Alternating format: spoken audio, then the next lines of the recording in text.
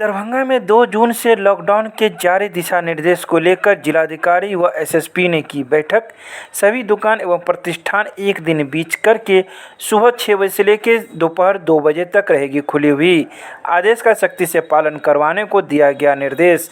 2 जून से 8 जून तक किए गए विस्तारित लॉकडाउन के लिए सरकार द्वारा जारी आदेश का अनुपालन कराने हेतु जिलाधिकारी डॉक्टर त्यागराजन एसएम, वरीय पुलिस अधीक्षक बाबू राम की संयुक्त अध्यक्षता में सभी प्रखंड विकास पदाधिकारी व थाना अध्यक्ष के साथ बैठक की गई। जिलाधिकारी द्वारा जारी आदेश के तहत प्रतिबंधों को 2 जून से लेकर 8 जून तक इस प्रकार लागू किया गया।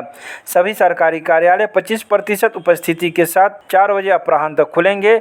सभी गैर सरकारी कार्यालय बंद रहेंगे। इसके अलावा जिला के अंतर्गत सभी दुकान एवं प्रतिष्ठान एक दिन बीच करके प्रथम श्रेणी की दुकान 2 जून, 4 जून, 7 जून एवं द्वितीय श्रेणी की दुकान 3 जून, 5 जून, 8 जून को सुबह 6 बजे से लेकर अपराह्न 2 बजे तक ही खुल सकेंगे।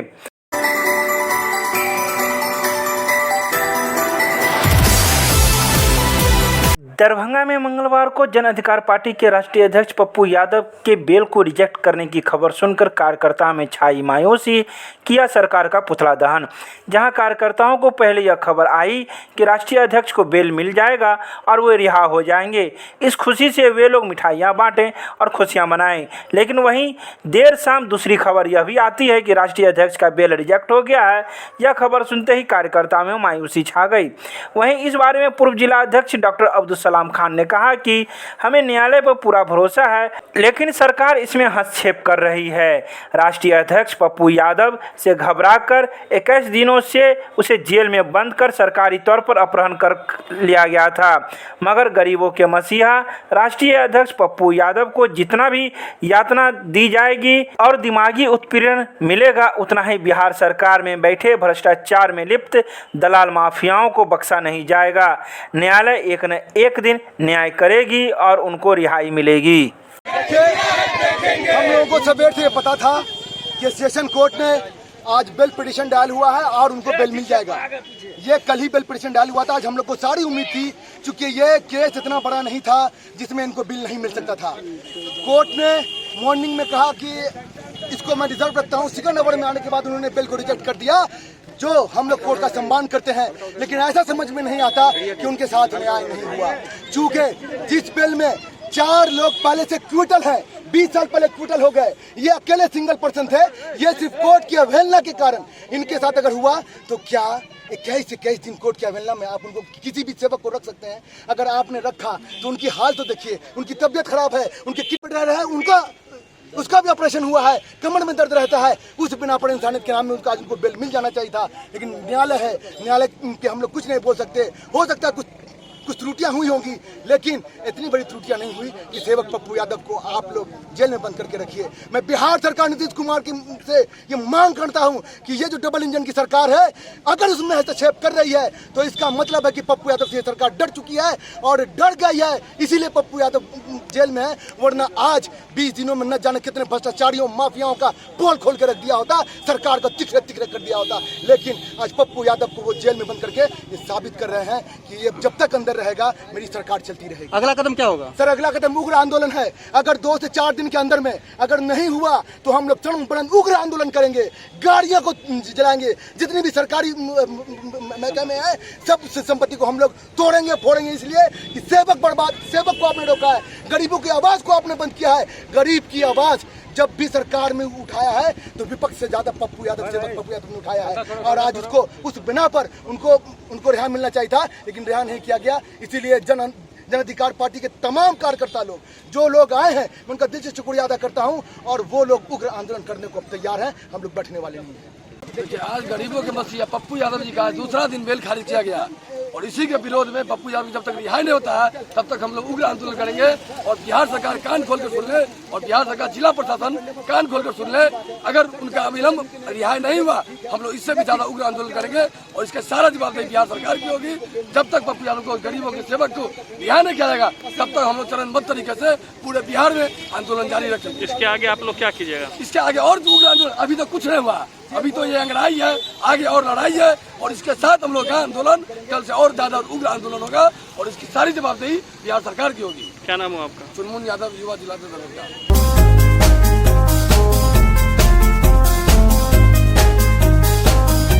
दरभंगा जिलाधिकारी डॉक्टर त्यागराजन एसएम ने मंगलवार को शहरी सुरक्षा तत्वबंध का किया औचक निरीक्षण। इस निरीक्षण के दौरान अधीक्षण अभियंता बाढ़ नियंत्रण प्रमंडल, कार्यपालक अभियंता, मुख्य अभियंता समस्तीपुर सहित कई विभाग के पदाधिकारीगण मौजूद थे। जिलाधिकारी द्वारा सर्वप्रथम एकमी से गिदरगंज की तरफ एकमी से मब्बी बांध का औचक निरीक्षण किया।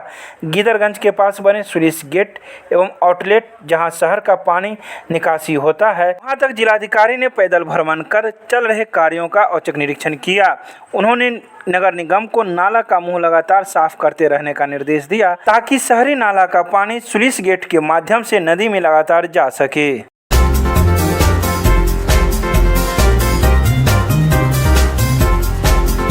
दरभंगा के विश्वविद्यालय थाना परिसर में 3000 लीटर से अधिक देसी विदेशी शराब को किया गया नष्ट। ये सभी शराब नष्टीकरण थाना अध्यक्ष सत्यप्रकाश झा एवं प्रभारी सदर सीओ अजीत कुमार झा के नेतृत्व में किया गया। इस 3000 से अधिक लीटर देसी विदेशी शराब में ज़्यादातर शराब नेपाल निर्मित सोफिया शराब थी। ये सभी शराब 24 विभिन्न मामलों में जब्त किए गए थे। इस शराब नष्टीकरण में नगर निगम के कर्मी ने भी सहयोग दिया।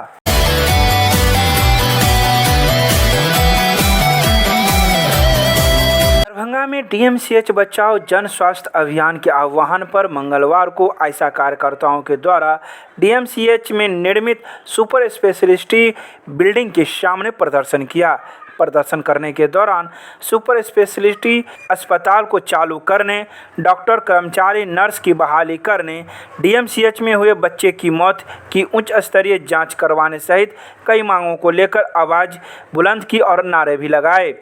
प्रदर्शन के दौरान आयशा राज्य सह सचिव संदीप कुमार चौधरी, जिला अध्यक्ष प्रिंस राज, जिला सचिव विशाल मांझी, राजू कर, मोहम्मद शहाबुद्दीन, राहुल राज, आमिर इखलाक, सिद्धार्थ राज सहित कई लोग शामिल थे।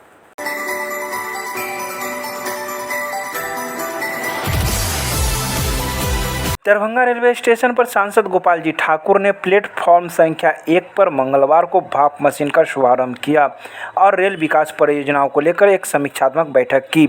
सांसद ने कहा कि रेल यात्री 4 नोब वाले इस भाप मशीन के माध्यम से भाप ले सकेंगे। कोरोना काल में भाप लेना बेहद ज़रूरी है। इससे मनुष्य के फेफड़े सुरक्षित रहते हैं। भाप लेने से कोरोना संक्रमण अधिक नहीं रहता। इस अवसर पर senior DEN Vinod Gupta, ADN Abdul Samad, senior section engineer Farhan Hashmi, JE Ramesh Kumar, station director Pushkar Kumar, station अधीक्षक अशोक सिंह सहित कई लोग मौजूद थे।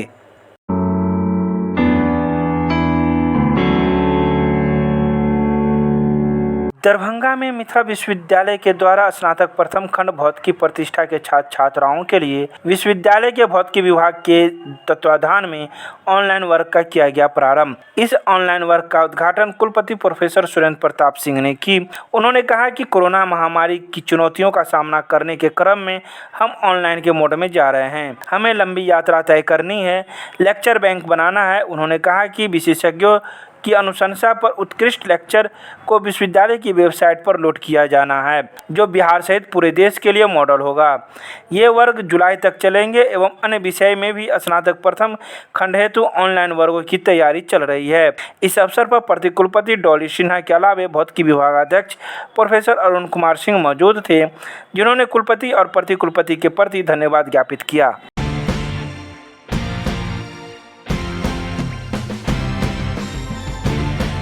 दरभंगा में अखिल भारतीय विद्यार्थी परिषद ने जिला में चलाया मिशन आरोग्य रक्षक अभियान। यह अभियान मंगलवार को शास्त्री चौक, स्टेशन रोड, हनुमान मंदिर चौक सहित विभिन्न जगहों पर चलाया गया। अखिल भारतीय विद्यार्थी परिषद के कार्यकर्ताओं द्वारा कोविड के दूसरे कहर के दौरान फैले हुई नकारात्मक माहौल को कम करने हेतु राज्यव्यापी इस अभियान में लोगों के बीच जाकर कोविड सुरक्षात्मक उपायों को अपनाते हुए अलग अलग टोली द्वारा अलग अलग स्थानों पर थर्मल स्क्रीनिंग करते हुए सैनिटाइजिंग करके ऑक्सीमीटर से जांच उपरांत मास्क एवं औषधि वितरण की।